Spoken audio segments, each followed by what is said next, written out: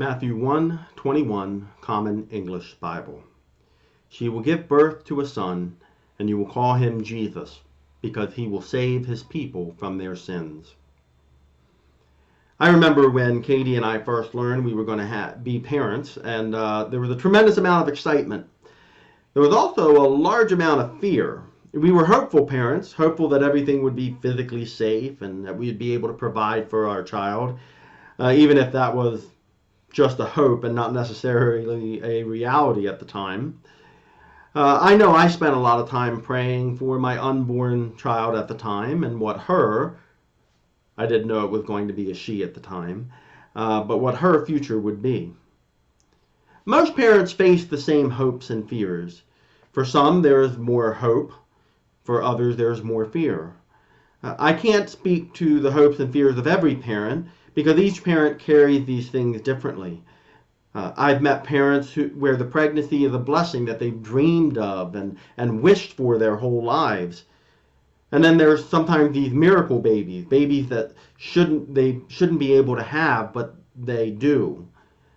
Then I've met other parents who are struck with terror at having a child. In our world today, that can be a parent that's forced to carry a pregnancy to full term. Or it could be fear because they never wanted a child and don't have a life conducive for having a child. When we tell the story of Mary, we clean it up.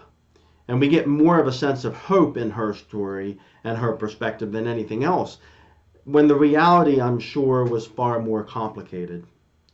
You can't only carry hope, because in hope there is always a small grain of fear. And yes, even in fear, there is a small measure of hope. I want to encourage you this Advent season to explore your hopes and fears for the coming generation. No, I don't want you to complain about kids these days or how godless our society is. Those types of thoughts and attitudes don't help you grow as a person. What are the hopes that we have for the future generations? The hope that Mary had with Jesus. The hope that great things will be done, that people will be lifted up, and perhaps that there will be peace and harmony.